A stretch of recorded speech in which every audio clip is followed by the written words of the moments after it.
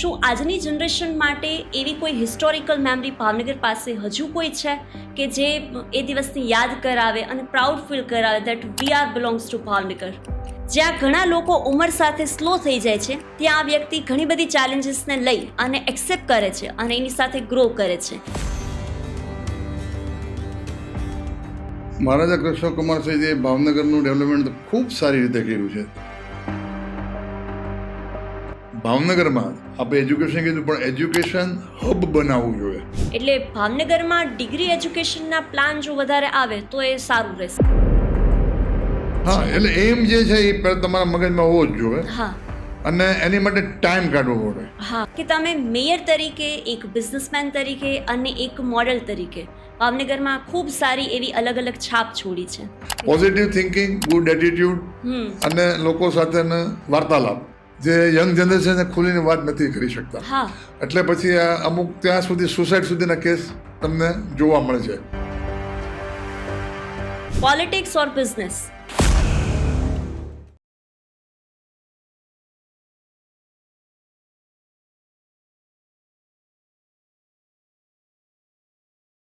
નમસ્કાર, welcome to થોટકાસ્ટ show. આજે આપણી સાથે એક એવી પર્સનાલિટી ઉપસ્થિત છે કે જેણે ભાવનગરની ઓળખને માત્ર પોલિટિક્સ સુધી સીમિત નથી રાખી, પણ એક મેયર તરીકે ભાવનગરને લીડ કર્યું, એક બિઝનેસમેન તરીકે સ્માર્ટ ડિસિઝન લીધા અને મોડેલિંગથી લઈ અને પબ્લિક લાઈફમાં અલગ અલગ પોતાની છાપ છોડી છે. જ્યાં ઘણા લોકો ઉંમર સાથે સ્લો થઈ જાય છે, ત્યાં આ વ્યક્તિ ઘણી બધી ચેલેન્જીસને લઈ અને એક્સેપ્ટ કરે છે અને એની સાથે ગ્રો કરે છે. તો આજે આવી વ્યક્તિ આપણી સાથે ઉપસ્થિત છે, Shri Mehulbhai Vadodariya. Thank you very much. સ્વાગત છે સર આભાર આપનો. આપનો. પહેલા તો સર વાત કરવી છે કે તમે ભાવનગરમાં કેટલા વર્ષોથી સ્થાયી છો? બેન, ઓલમોસ્ટ 55 years. આઈ એમ 64 year old. એટલે મને લાગે છે બસ 55 વર્ષથી ભાવનગરમાં સેટલ થયેલા છીએ.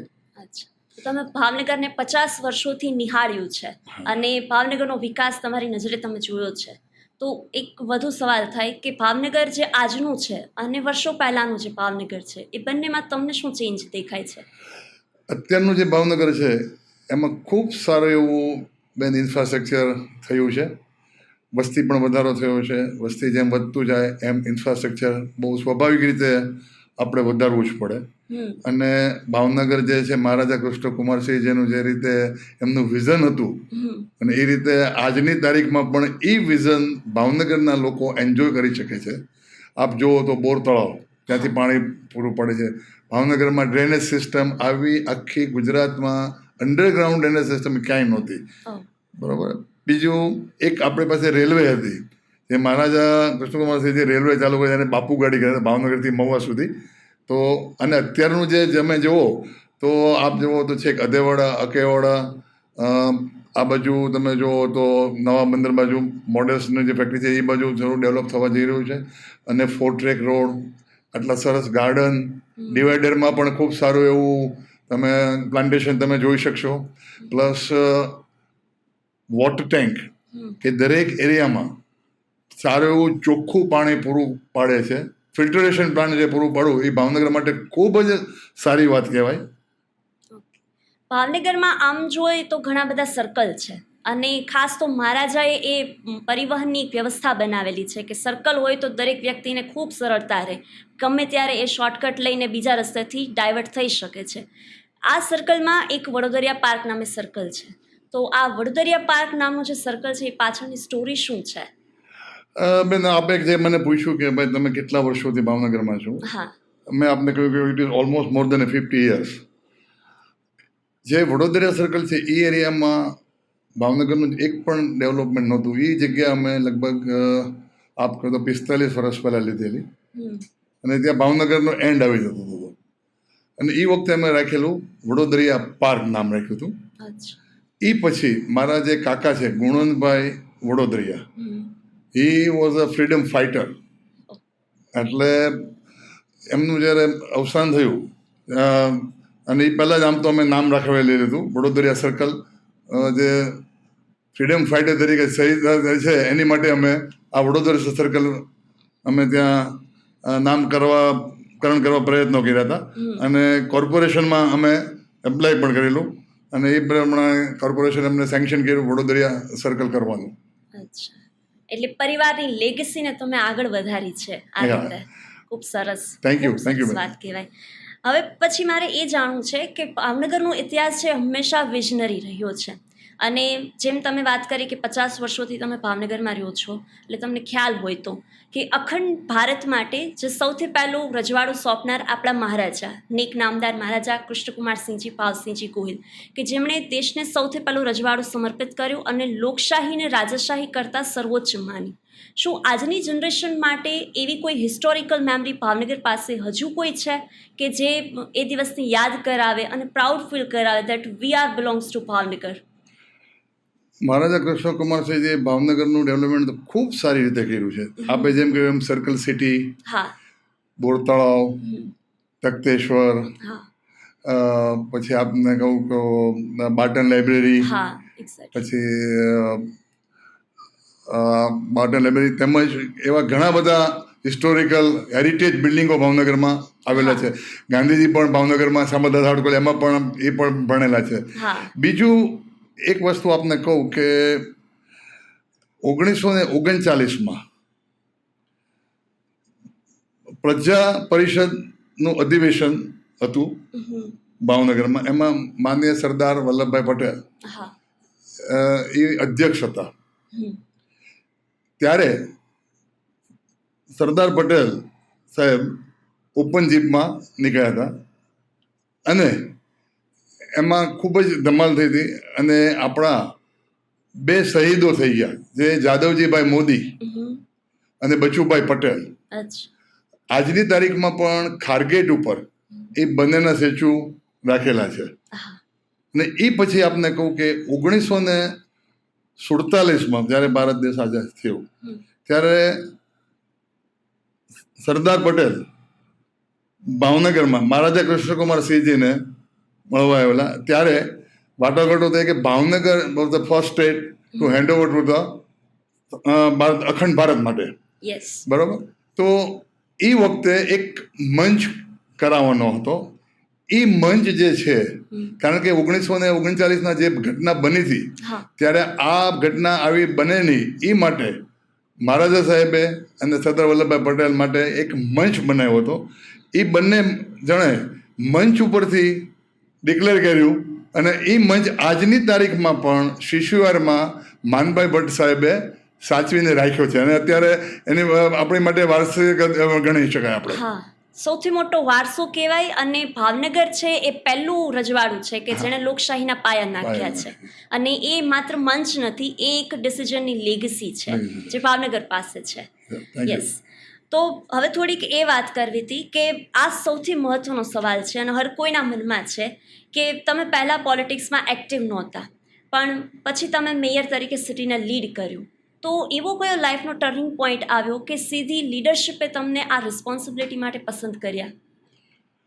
મને પાક્કું યાદ છે કે માનનીય વડાપ્રધાન શ્રી નરેન્દ્રભાઈ મોદી એ જ્યારે સીએમ બન્યા ત્યારે એના ફરીવાર જ્યારે ઇલેક્શન આવ્યું ત્યારે એને બહુ ચોક્કસ નક્કી કર્યું હતું કે આ વખતે વેપારીઓને અને ઇન્ડસ્ટ્રીવાળાઓને ઇલેક્શન લડાવવું. એટલે એ વખતે માન્ય સૌરભભાઈ પટેલ એ વોઝ મિનિસ્ટર અને એને દરેક કોર્પોરેશનમાંથી એવા પ્રયત્ન કર્યા કે લોકો ચેમ્બર ઓફ કોમર્સમાંથી આવે અથવા વેપારીઓ કોઈ આવે, ઇન્ડસ્ટ્રીવાળા કોઈ આવે તો સારો એવો વિકાસ અને સારી એવી સમજણ શક્તિથી આપણું ભાવનગરનું ડેવલપમેન્ટ થાય અથવા ગુજરાતનું ડેવલપમેન્ટ થાય. દરેક કોર્પોરેશનમાં એવા એને નરેન્દ્રભાઈએ પ્રયત્ન કર્યા હતા. તો એમાંથી લગભગ ભાવનગરમાંથી 20 જણને સિલેક્ટ કર્યા હતા. એમાંથી એક હું હતો અને એક ટીએમ પટેલ હતા, સ્ટેન્ડિંગ કમિટીના ચેરમેન જે હતા, અને હું પૂર્વ મેયર હતો એ વખતે. પૂર્વ મેયર થઈ ચૂકેલો છું. 18 જણે ઇલેક્શન લડવાની ના પાડી. અમે 2 જ કીધું કે ભાઈ અમે વાંધો નથી. એટલે that was my turning point. અને ડાયરેક્ટલી ઇલેક્શન લડ્યા પછી તરત મને મેયર બનાવવામાં આવ્યો. અને એમાં માનનીય નરેન્દ્રભાઈ મોદી સાહેબ, સૌરભભાઈ પટેલ તથા એ વખતના મંત્રીમંડળે પણ સારો એવો અમને સાથ અને સહકાર આપ્યો હતો. અચ્છા. તો તમે યશસ્વી વડાપ્રધાન શ્રી નરેન્દ્રભાઈ મોદીજી સાથે નજીકથી કામ કર્યું છે અને તમને એ મોકો મળ્યો છે એમને ઓબ્ઝર્વ કરવાનું, તો એમની એવી કઈ સ્પેશિયલ ક્વોલિટી છે કે જે દરેક લોકોએ કેપ્ચર કરવી જોઈએ? માનનીય નરેન્દ્રભાઈ સાથે મને લગભગ ઘણી બધી વાર મળવાનું થયું છે. એમને કામ લેવાની એમની પદ્ધતિ, એમની જે દ્રઢતા, એમનો જે નિશ્ચય અને એમની જે ચુંબકીય વ્યક્તિત્વ છે ને, એ મને લાગે છે દુનિયાના કોઈ પણ લીડરમાં નહીં હોય. યસ, હું એમ કહું છું કે આઈ શુડ સે the follow the leader like Narendrabhai. Yes, we should follow the Narendrabhai. હા, બ્લાઇન્ડલી બધા ફોલો કરે છે. અને આમ તો જોઈએ તો વર્લ્ડમાં સૌથી પોપ્યુલર પ્રાઇમ મિનિસ્ટર હોય ને તો એ નરેન્દ્રભાઈ મોદી છે.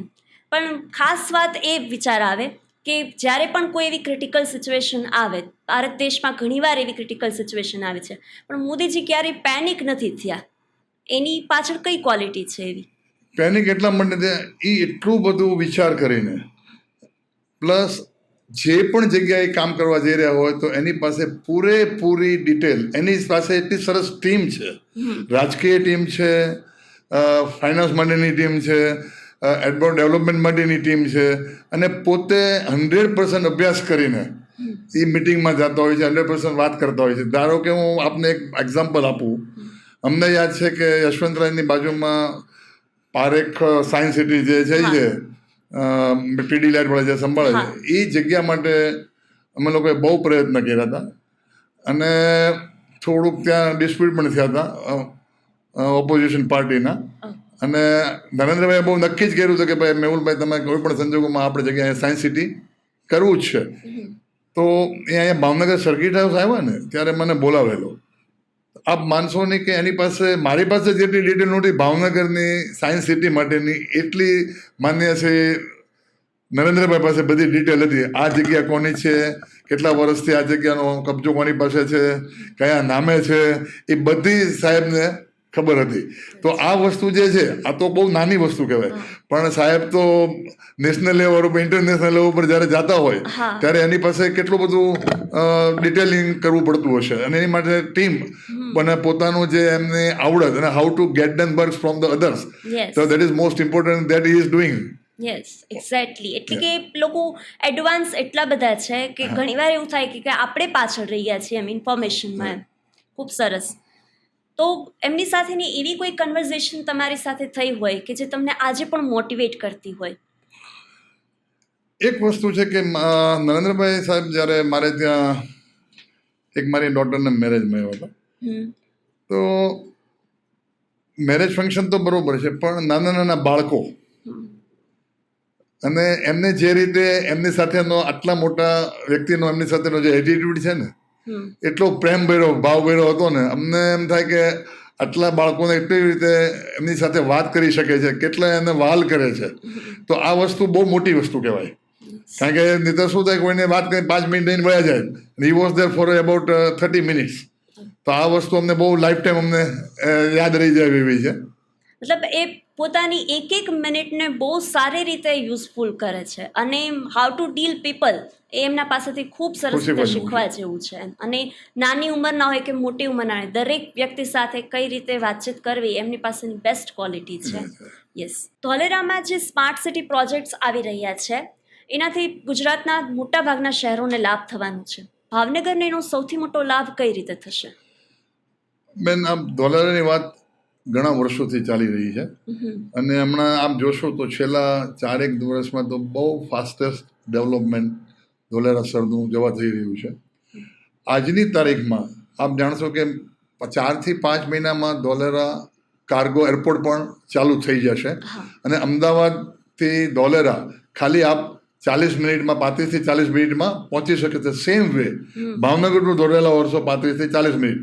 હમણાં જે સાહેબે ડિક્લેર કર્યું કે મેટ્રો ટ્રેન અમદાવાદથી ધોલેરા તો આવશે જ, પ્લસ એક્સટેન્શન માટે પણ અપ ટુ ભાવનગર, એની માટે પણ પ્રયત્ન ચાલુ છે. અને આપને ચોક્કસ ખાતરી છે કે એ ટ્રેન પણ ચાલુ થઈ જશે. એટલે ભાવનગરના જે રહેવાસીઓ છે, ભાવનગરના જે જોબ ઓરિએન્ટેડ પીપલ છે, એ લોકોને ટ્રાન્સપોર્ટેશન માટે ખૂબ સારું પડશે.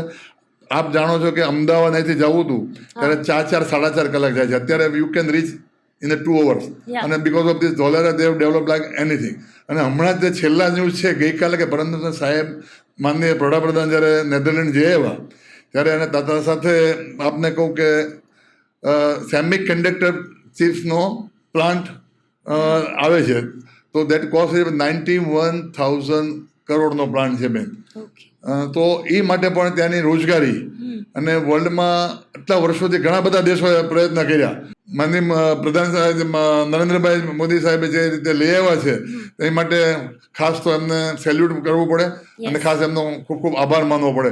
એનો લાભ ભાવનગરને પણ થાય છે. Yes, exactly. તો ભાવનગરમાં એવા કયા ઉદ્યોગો છે કે જેનાથી ભાવનગરનું ડેવલપમેન્ટ વધારે થઈ શકે, જે હાલમાં અત્યારે તો છે જ તે, પણ નવા કયા ઉદ્યોગોની જરૂર છે ભાવનગરને? જરૂર છે એમ પૂછો છો આપ કે અત્યારના જે છે એ વાત કરો છો? અત્યારે છે, મારા મત પ્રમાણે તો એવું છે કે ભાઈ ભાવનગરમાં એજ્યુકેશન અને રેસ્ટોરન્ટ, ખાણીપીણીને આને લગતા બહુ બધા બિઝનેસ છે, સ્કૂલ, કોલેજો, ટ્યુશન, કોચિંગ ક્લાસ, એ બધું પણ ઘણું છે. થર્ડ ફિલ્ડ કયું એવું છે કે જેમાં ભાવનગરે એન્ટર થવું જોઈએ? હું એમ કહું છું બેન કે ભાવનગરમાં આપણે એજ્યુકેશન કીધું, પણ એજ્યુકેશન હબ બનાવવું જોઈએ. એજ્યુકેશન જો હબ બને ભાવનગરમાં તો ભાવનગરનું ખૂબ સારું એવું ડેવલપમેન્ટ થાય.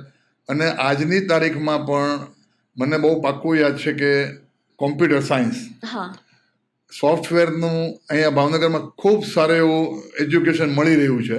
અને લોકો અહીંયા સોફ્ટવેર પણ ખૂબ સારા એવા તૈયાર કરે છે, અહીંથી એક્સપોર્ટ પણ થાય છે.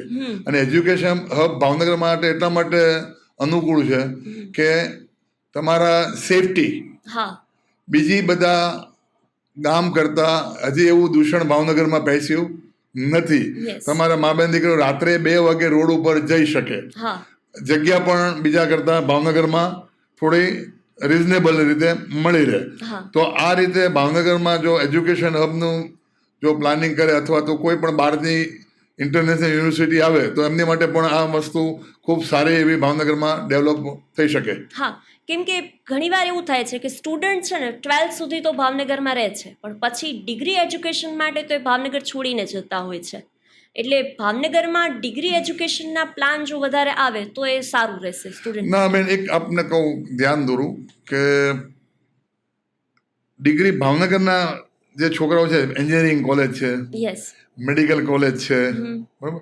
મેડિકલ કોલેજ વર્ષોથી આપણે ત્યાં છે અને બધા દીકરાઓ દીકરીઓ ઓલ ઓવર વર્લ્ડમાં ભાવનગરમાંથી જયેલા છે. એક માઇન્ડસેટ નથી. આ બીજું તમને જાણું કે મેડિકલમાં જ્યારે એડમિશન જો લેવું હોય ને ભાવનગરમાં તો છોકરાઓ ભાવનગરની, રાજકોટ, જામનગર કરતાં ભાવનગરની પ્રાયોરિટી જાગૃતિબેન પહેલાં આપે છે.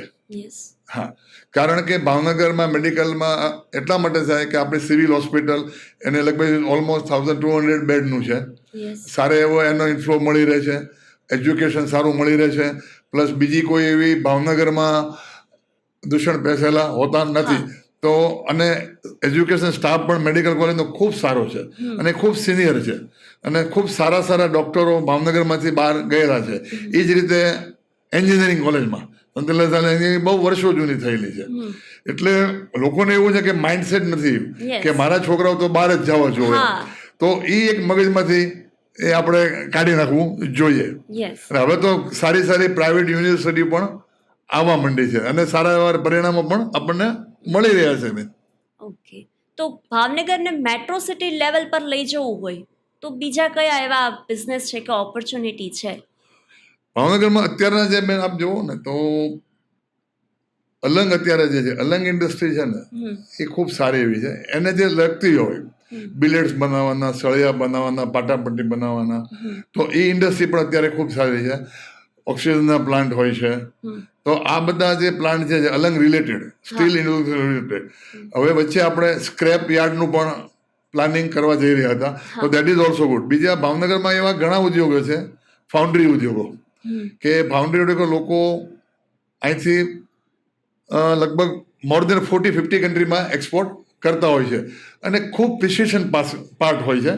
હું આ ધારો કે નામ સાથે કહું તો INPCL છે, TCL છે, પછી એવા ઘણા બધા ઇન્ડસ્ટ્રી છે કે પ્રિસિશન કાસ્ટિંગ એ લોકો મેન્યુફેક્ચરિંગ કરતા હોય, જે લોકો ઓટોમોબાઈલમાં વાપરતો હોય યસ કે ઇમ્પોર્ટેડ કારમાં આ પાર્ટ્સ આપણે ત્યાંથી જતા હોય છે, તો એનું ડેવલપમેન્ટ મને ખૂબ સારું છે. એ જ રીતે અગેન આઈ એમ ટેલિંગ કે સોફ્ટવેર ડેવલપમેન્ટ, યસ કે સોફ્ટવેર ડેવલપમેન્ટ આપણે ત્યાં ખૂબ સારો એવો બિઝનેસ છે. હજી કોઈને એવો ખ્યાલ નથી આવતો. મને યાદ છે કે હમણાં થોડા વખત પહેલાં જ એક ભાઈ સાથે વાત થઈ હતી કે બોમ્બેમાં એ લોકો બિઝનેસ કરે છે, પણ સોફ્ટવેર અને એના માણસો ઓફિસ અહીંયા છે.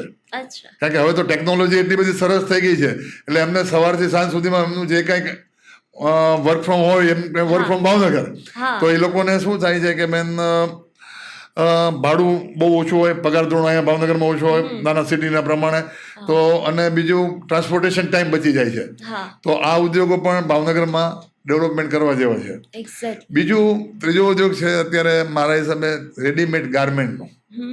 Readymade garment also new concept for the Bhavnagar. હા અત્યારે એટલા બધા ભાવનગરમાં તમને કહું કે જીન્સના જે આવે છે બધા રેડીમેડ બધા સ્ટિચિંગ અહીંયા થાય છે, વોશિંગ અહીંયા છે, ક્લિનિંગ અહીંયા થાય છે.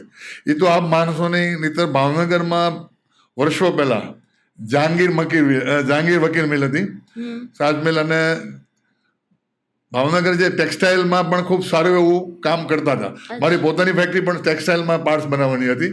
તો ધીરે ધીરે અત્યારે ટેક્સટાઇલ જે છે એ સુરત પ્રત્યે પ્રયાણ થવા માંડ્યું છે. બાકી ભાવનગરમાં ટેક્સટાઇલ ઉદ્યોગ પણ બહુ સારો એવો હતો, વર્ષો પહેલાંની વાત કરું છું. આપ બેન એક્ઝેક્ટલી, અને હવે એ ડાયવર્ટ થઈ ગયું છે આ અલગ અલગ બિઝનેસમાં ભાવનગર. એક્ઝેક્ટલી. તમે બિઝનેસની વાત કરી તો એક બિઝનેસમેન તરીકે ટ્રસ્ટ બિલ્ડ કરવું કેટલું ઇમ્પોર્ટન્ટ છે? બેન, બિઝનેસ ટ્રસ્ટ તો હોવો જોઈએ. જ્યારે પણ કોઈ પણ બિઝનેસ તમે ચાલુ કરો, જો તમે નીતિથી ચાલુ નહીં કરો ને, તો તમને સારા ક્લાયન્ટેજ, તમારી સારી ઇમેજ એ ઊભી નહીં થઈ શકે. કોઈ પણ બિઝનેસ હોય, નાનો બિઝનેસ હોય, હું તો એવું કહું છું કે ફટાકડાનો હોય કે લારીવાળો શાકભાજીનો બિઝનેસ હોય, પણ એની જે વર્કિંગ સ્ટાઇલ તમે જુઓ, એનો એટીટ્યુડ જુઓ, ગ્રાહક સાથેનો વ્યવહાર જુઓ, તો સેમ વે મોટા મલ્ટીનેશનલ કંપનીમાં આવું જ થતું હોય છે. એટલે આ બધી વસ્તુ, કારણ કે કોઈ પણ બિઝનેસ કરો, ઇન્ફ્રાસ્ટ્રક્ચર ધારો કે આપણે ભાવનગર છે, રાઈટ, તો ભાવનગરમાં એવા ઘણા બધા ઉદ્યોગો છે બેન કે જેનું વેચાણ 1% ભાવનગરમાં થતું નથી, અને જેનું રો મટીરિયલ પણ ભાવનગરમાં મળતું નથી, છતાં લોકો કરોડોનું ટર્નઓવર કરે છે. તો એવું નથી કે બિઝનેસ જ્યારે એ ક્યારે થાય કે તમારી ઉદ્યોગ સાહસિકતા કેવી છે એની ઉપર ડિપેન્ડ કરે છે, તમારા લોકો સાથેનો વ્યવહાર કેવો છે. તો આ બધી વસ્તુ બિઝનેસમાં ખૂબ ધ્યાન રાખવાની બેન જરૂર છે. ઇટ મીન્સ કે ભાવનગરમાં મેન પાવર છે. હા, પ્રોડક્શન માટે, મેન્યુફેક્ચરિંગ માટે મેન પાવર ઓલમોસ્ટ ઘણો બધો છે. એમ તમે જેમ વાત કરી કે બહારથી લોકો સામાન મગાવે છે, રો મટીરિયલ, અને અહીંયા વેચાણ પણ નથી થતું. તો ભાવનગર માટે એવા બિઝનેસ સૌથી વધારે અપ્રોચેબલ છે. બીજી વાત એ કરવી હતી કે તમે પોલિટિક્સથી લઈ અને મોડેલિંગ સુધી આ એક બહુ રેર કોમ્બિનેશન છે, બરાબર? અને લોકો તમારી પર્સનાલિટીમાં એક ફિલ્મી સ્વેગ પણ નોટિસ કરે છે. અત્યારે મને પણ લાગે છે કે તમારો ફિલ્મી સેલિબ્રિટીને મળતી હોય ને એવું મને લાગે છે. ખૂબ ખૂબ આભાર આપનો. તો આ અલગ ફિલ્ડમાં એક તમે છલાંગ મારી છે, તો આ કોન્ફિડન્સ ક્યાંથી આવે છે? આમાં વાત એવી હતી બેન કે એક તો મને આ ટાઈપનું વર્ક કરવાનું ખૂબ પહેલેથી નાનપણથી પેશન હતું, અને કપડાનો પણ ખૂબ શોખ. અને બીજું મને એક એવું થયું હતું કે હું રાજકારણમાં આવ્યો, લોકો શું છે કે પિક્ચરમાંથી કે મોડેલિંગમાંથી રાજકારણમાં આવે છે. આ મારો દાખલો ઊંધો છે. રાજકારણમાંથી હું મોડેલિંગમાં અને રીલ બનાવવા માટે અને બીજા કોઈ ત્યાં કામ કરે પિક્ચરમાં, એ ટાઈપનું મને કામ મળ્યું છે. એટલે મને પેશન હતું. અને બીજું શું છે કે મારામાં એક એવું થયું હતું કે ભાઈ હું હોર્ડિંગ બધાના જોઉં રાજકારણીઓના, એટલે મને સમટાઈમ આઈ ફીલ કે ભાઈ કેમ આપણું કેમ ન હોય. એટલે મારા એક ફ્રેન્ડ છે ચેતનભાઈ સંઘવી કરીને આઈકરવાળા, અને ત્યાં હું ચશ્માની ખરીદી કરવા ગયો હતો. એટલે એ click my picture with the specs. મને કે આ તો બહુ સરસ લાગે છે. તમે કીધું if you don't mind you can make a hoarding also for that. તો ઇમિડિયેટલી એને કીધું, મને કે યુ આર સિરિયસ? મેં કીધું આઈ એમ વેરી મચ સિરિયસ. તો એને once day we admit to photography at ISKCON, and we click about 500 pictures. Out of 500 they selected 10, and out of 10 they selected only 3. So it's very tough job. It's not easy. Modeling is not easy. And બહુ સ્પષ્ટ કહું કે modelling ઉપર તમારું ઘર ન ચાલે. ન ચાલે. અમારામાં તો શું એડવાન્ટેજ હોય છે કે અમારા costume is free, location is free. તો ભાવનગરમાં પણ till today I did it for about 25 products. Reel આવી ગયા, એમાં હોર્ડિંગ પણ આવી ગયા અલગ અલગ પ્રોડક્ટના. ઓટોમોબાઈલ આવી ગયું છે, સ્પેક્સ માટે આવી ગયું છે, આઈસ્ક્રીમ માટે આવી ગયા છે, ઇટેબલ આઈટમ માટે આવી ગયા છે, બેકરી આઇટમ્સ બધી આવી ગઈ છે, ઓર્નામેન્ટ્સ પણ આવી ગયા છે. તો આ રીતે ધીરે ધીરે 2-3 વર્ષ થયા મને, અને આઈ એમ ગેટિંગ ધ ચાન્સ. અને પીપલનું એક્સેપ્ટન્સ જ્યારે વધતું હોય ને ત્યારે આપણને એડવાન્ટેજ થોડો વધારે મળતો હોય છે. અને એવું નહીં, મારી પાસે હમણાં છેલ્લો કહું તો મેં એક રામોશ્યામ ભાવનગર બોલાવેલા છે, એની માટે પણ કર્યું. એ બેચા 2-3 વર્ષથી મારી પાછળ હતા. તો ઠીક છે, એટલે એનો બિઝનેસ ચાલતો હોય. અને આ પ્રિફર પૈસા માટે હું બહુ ઓછું કરતો હોઉં છું. હું એને કહું તારો ધંધો ચાલે, દેન યુ પે. તને એમ લાગે કે તું વધારે મને પૈસા મળે છે મારાથી એડ કરવાથી, તો દેન યુ પે. ઠીક છે એમ. તો આ રીતે ધીરે ધીરે ચાલતું જાય છે. અને બાકીનું આ this is my side passion, અને સાઈડમાંથી આ રીતે કરતો હોઉં છું. અને mostly I go for a shoot only on Saturday, Sunday. So I can work for other also. આટલા હેક્ટિક શેડ્યુલમાંથી તમે જે ટાઈમ કાઢો તમારા પેશન માટે, એ ખાસ સમજવા જેવી વાત છે. કેમ કે આજકાલ કેવું થઈ જાય ખબર, કે દરેક લોકો બિઝનેસ કરે પછી પોતાનો શોખ છે ને એ પાછળ રહી ગયો. હર કોઈ પૈસા કમાવાની રેસમાં લાગી જાય છે અને શોખને ભૂલી જાય છે, પોતાના પેશનને ભૂલી જાય. પણ તમે ખરેખર પોતાને પણ ટાઈમ આપો છો. આ આટલી બધી હાર્ડ એન્ડ ફાસ્ટ લાઈફ થઈ ગઈ છે અત્યારે, અને ખુદને પહેલાં ટાઈમ દેવો ને એ સૌથી મોટું ઇમ્પોર્ટન્ટ છે, અને પછી આપણે બીજાને ટાઈમ આપી શકીએ છીએ. અને રિસન્ટલી મેં તમારા જોયા હતા હોલ્ડિંગ્સ, પુષ્પા, રોકી, ગબ્બર, આ બધા એટલા સરસ હતા કે એવું લાગે કે ભાઈ તમે પોતે જ એક સેલિબ્રિટી છો. આ મૂવી તમે એક પણ જોઈ હતી ખરા કે નહીં? મેં ખાલી પુષ્પા જોઈ હતી, બાકી 2 પિક્ચર બહુ ઓછો જોતો હોઉં છું. પણ મને એક શોખ છે કે ભાઈ ઓબ્ઝર્વેશનનો. હું કોઈ પણ માણસ, ઇવન એરપોર્ટ પર હોઉં કે રેલવે સ્ટેશન હોઉં, ચાલતો જતો હોઉં, સિગ્નલ પર ગાડી ઉભી હોય તો ઓબ્ઝર્વેશન કરતો હોઉં કે લોકોની સ્ટાઇલ શું છે, લોકો કેવા કપડાં પહેરે છે, લોકો કેવા કપડાં પહેરવાથી સારા લાગે છે, કલર કોમ્બિનેશન શું હોય છે. એટલે brand is a second thing, but I prefer only colour combination. કે બ્રાન્ડ તો ઇઝ વેરી કોસ્ટલી, પણ નો બડી can, big people can only afford. તો મને એમ લાગે કે ભાઈ આજે તમે જુઓ કે આ કલર બહુ સરસ લાગે છે, પછી મેં મગજમાં રાખ્યું હોય ચલો we also try, then I click the picture. તો એ રીતે અમે ધીરે ધીરે થોડું આગળ વધતા હોઈએ છીએ. જાતે જ બધું શીખ્યા છો, અને કહેવાય ને કે ઓબ્ઝર્વેશન ઇઝ યોર ટીચર. બધા દરેક લોકો માટે, જો દરેકની પાસે જો ઓબ્ઝર્વેશનની એક આર્ટ હોય ને તો હર કોઈ વ્યક્તિ એમાંથી શીખી શકે છે. અને તમે એમાંથી જ એટલા આગળ વધ્યા છો. તમને ભવિષ્યમાં મૂવીમાં જવા માટેનો મોકો મળે, પોર્ટ્રેટ માટેનો મોકો મળે, તો તમે ઈચ્છા ખરી એમાં? ના, ચોક્કસ. જો મોકો મળતો હોય, મને હમણાં વચ્ચે એક પણ ચાન્સ બી આવ્યો હતો. એટલે still negotiation is going on, not negotiation, પણ એમને જે રિક્વાયરમેન્ટ છે એ આઈ એમ ટ્રાઇંગ ટુ ફિલફિલ દેમ. એટલે કદાચ મળે તો અમે બહુ ખુશ થશું કે અત્યાર સુધી અમે મેહુલભાઈના હોલ્ડિંગ્સમાં જોતા હતા, હવે એક સ્ક્રીન ઉપર અમે જોશું અને ખૂબ સરસ લાંબા સમય માટે જોશું. Thank you. અમારી એવી ઈચ્છા છે કે તમે મૂવીમાં ખાસ આવો. Thank you Jagruti. સર, બીજી એ વાત કરવી હતી કે 64+ એજના તમે છો, તમારો જુસ્સો 16 જેવો છે. તો આ એનર્જી પાછળનું સિક્રેટ શું છે? ડિસિપ્લિન છે કે માઇન્ડસેટ છે? હું એવું કહું છું કે ડિસિપ્લિન તો ખરી જ, અને પ્લસ માઇન્ડ છે. મારી જે હેબિટ જે છે, એક તો સવારે વહેલા ઉઠવાની. I get up by morning 6 o'clock. ગમે ત્યારે રાત્રે મોડું થયું તો 6 વાગે તો હું જાગી જ જાઉં. બીજું, હું પાનમાં બીડી તમે કે ડ્રિંક્સની મને આદત નથી. બરાબર. મેક્સિમમ જેટલા સાથે હું કોઓર્ડિનેટ કરી શકું, જેટલા સાથે સંબંધ સાચવી શકું, જેટલા સાથે વાતચીત કરી શકું, એમાંથી મને કંઈક જાણવા મળે, એમાંથી મને કંઈક ઉતારવા પણ મળે, મગજમાં ઉતારવા પણ મળે. તો લાઈફ ઇઝ લર્નિંગ. તમે લાઈફ ટાઈમ સુધી તમારે એ તમને શીખવાનું જ છે. તો એ જ્યાં સુધી તમારી જિજ્ઞાસા પૂરી ન થાય ત્યાં સુધી તમારું you are concentrating on your mind. એટલે તમારું એ મગજ એમાં ચાલતું જ રહેતું હોય છે. એટલે that is also very important કે ભાઈ સ્વસ્થ રહેવા માટે મગજે ચાલવાનું અને જાતે ચાલવાનું, એ બંને કરવું પડે તો તમે સ્વસ્થ રહી શકો. અને બીજું તમારો એટીટ્યુડ. તમારે ગમે એટલો મોટો માણસ હોય કે ગમે એટલો નાના માણસ હોય, they should not feel differentiate. મોટા માણસ સાથે વાત કરે છે કે નાના માણસ સાથે, ઇટ શુડ બી ઇક્વાલિટી. બંને સાથે વાત કરવાની સ્ટાઇલ જે છે એ એક સરખી જ હોવી જોઈએ. ધંધાકીય જુદી વસ્તુ છે, પણ તમે કેમ છો કેમ નહીં, બરોબર છે, બધું ઓકે છે, તો that is should be the equal for the all the people.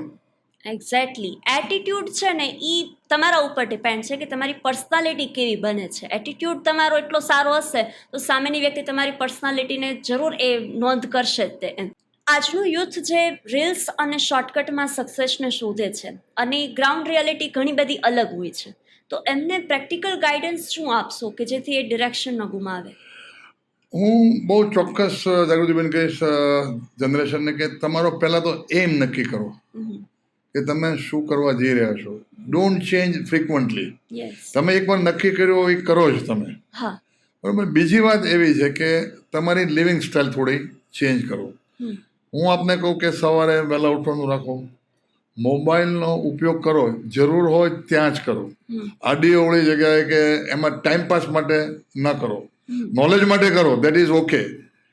Third thing is એ બધું કર્યા પછી સેલ્ફ કોન્ફિડન્સ, પોતાના માટે સેલ્ફ કોન્ફિડન્સ કરો.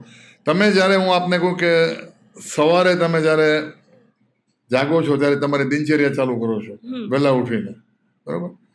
પછી તમારે યોગ અથવા તો કોઈ પણ ધર્મમાં એ લોકો માનતા હોય એની પાસે 10 મિનિટ ભગવાન પાસે બેસો. ઘરે બહાર નીકળતી વખતે તમારા પેરેન્ટ્સને ક્યાં જાઓ છો અને એમને પગે લાગીને જ નીકળો બહાર. એનાથી તમારી જે પોઝિટિવિટી એ ખૂબ સરસ થશે, તમારો કોન્ફિડન્સ વધશે. આ બે વસ્તુ.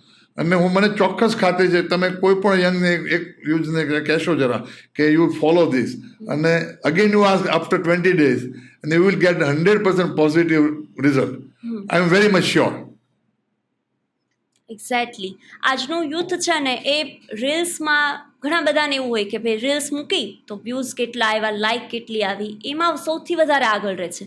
પણ જો આજ એનો જે જુસ્સો છે એ પોતાના સક્સેસમાં કે પોતાના ગોલને અચીવ કરવામાં જો એ આગળ વધારે તો એને જરૂર સફળતા મળી શકે એમ હા, છે. એટલે એમ જે છે એ તમારા મગજમાં હોવો જ જોઈએ. હા. અને એની માટે ટાઈમ કાઢવો પડે. હા. ટાઈમ નથી મળતો એવું નહીં, તમારે આ કરવું છે તો એ ટાઈમ કાઢવો જ પડશે. Then only you will get a positive result. Jagrutibhai, mobile છે ને એ એનો ટાઈમ લઈ લે છે ખરેખર. એવું જે ટાઈમ એને આપવો જોઈએ એ મોબાઈલ લઈ લે. બરોબર છે આપની વાત. એક્ઝેક્ટલી એમ. અને એક લાસ્ટ ક્વેશ્ચન એ પૂછવો હતો કે તમે મેયર તરીકે, એક બિઝનેસમેન તરીકે અને એક મોડેલ તરીકે ભાવનગરમાં ખૂબ સારી એવી અલગ અલગ છાપ છોડી છે. આજથી 20 થી 30 વર્ષ પછી ભાવનગરની જનતા તમને કયા રૂપમાં સૌથી વધારે યાદ રાખે એ તમારી ઈચ્છા? હું આપને કહું કે 3માંથી એકેયમાં યાદ મને ન રાખે. Only being a good humanity. Yes. સારી માણસાઈ માટે જ મને યાદ રાખે. આ બધું તો શું છે કે પાર્ટ ઓફ ધ લાઈફ છે. એટલે હું બહુ ચોક્કસ કહીશ કે છે, મારો બિઝનેસ છે, મારો મોડેલિંગ છે, હું મેયર રહી ચૂક્યો છું, પણ આજની તારીખમાં હું એમ કહું ભાઈ સારો માણસ છે, ગમે એવો માણસ છે, એવું યાદ રાખે ને ત્યારે તમે સાચું તમારી લાઈફ સારી રીતે ગુજારી શકો છો. એક્ઝેક્ટલી. અને સારા માણસ માટે એ કેવું છે કે પોઝિટિવ રહેવું ખાસ જરૂરી છે. આજકાલ બધા જ લોકો સાથે તમે ક્યારેક વાતચીત કરતા હો ને તો હર કોઈ શું કરશે, એકબીજાને ક્રોસ કરશે અને પોઝિટિવ ટોક ઓછી થતી હોય. તો એ પોઝિટિવિટી કઈ રીતે લાવી શકીએ આપણે? પોઝિટિવિટી એમાં એવું છે, મેં આપને કહ્યું એક નાનો એવો દાખલો આપું કે smoking is a strictly prohibited. Yes. પણ આપણે એવી પણ લખી શકીએ સ્મોકિંગ વિથ પરમિશન ઓનલી. તો મિનિંગ ઇઝ ધ સેમ. બરાબર. તો આ થિંકિંગ જે છે એ લોકોમાં પોઝિટિવ જ્યારે આવે ને ત્યારે તમે કોઈ પણ મુશ્કેલીમાં, આપણે ખૂબ સરસ સારી એવી મુશ્કેલીમાંથી પસાર થઈ રહ્યા છીએ, પણ એક દિવસ એવો ચોક્કસ આવશે કે એ મુશ્કેલીઓ તમારી દૂર થતી જશે. જો તમે નેગેટિવ જ વિચારશો ને તો તમારી એની ઉપર હેલ્થ ઉપર અસર થશે. અને હું તો એવું ત્યાં સુધી માનું છું કે એ તમે નેગેટિવ હશો તો નેગેટિવ જ થશે. તો આ વસ્તુ તમારે ખૂબ જ ખ્યાલ રાખવાની જરૂર છે. પોઝિટિવ થિંકિંગ, ગુડ એટીટ્યુડ અને લોકો સાથેનો વાર્તાલાપ. તમારા કોઈ સારા મિત્ર હોય, તમારા કોઈ ઘરમાં પપ્પા મમ્મી સાથે સારી એવી વાત કરી શકતા હો, ખુલીને વાત કરો. હા તમે અંદરથી દબાવો એક્ઝેક્ટ કે ભાઈ જે કંઈ તમારા પ્રોબ્લેમ છે. અત્યારના જે જમાનામાં જે અત્યારે જે યંગ જનરેશન છે ખુલીને વાત નથી કરી શકતા, હા એટલે પછી આ અમુક ત્યાં સુધી સુસાઇડ સુધીના કેસ તમને જોવા મળે છે. તો આ વસ્તુ જે છે કે તમે ફ્રી થાઓ, ખુલો, વાત કરો અને મળો લોકોને. એક્ઝેક્ટલી. અને એક કેવું છે કે પોઝિટિવ જેટલા રહીએ ને, એક લો ઓફ અટ્રેક્શન છે કે તમે જે વિચારો ને યુનિવર્સ એના માટે કામ કરતું હોય. તમારા જે વિચાર છે એ યુનિવર્સ સુધી પહોંચે અને યુનિવર્સ એને પૂરા કરે. એટલે જો તમે સારું વિચારો તો યુનિવર્સ સારું કરશે અને ખરાબ વિચારશો તો ખરાબ કરશે. Exactly I told you. Exactly. એટલે પોઝિટિવ રહેવું ખાસ જરૂરી છે અને લોકોને ટાઈમ આપવો ખાસ જરૂરી છે. તમારી સાથે એક રેપિડ ફાયરની ગેમ રમવી છે. હું તમને અહીંથી 2 ઓપ્શન આપીશ, તમારે એક ઓપ્શન એમાંથી કહેવાનો છે. મની ઓર રિલેશન.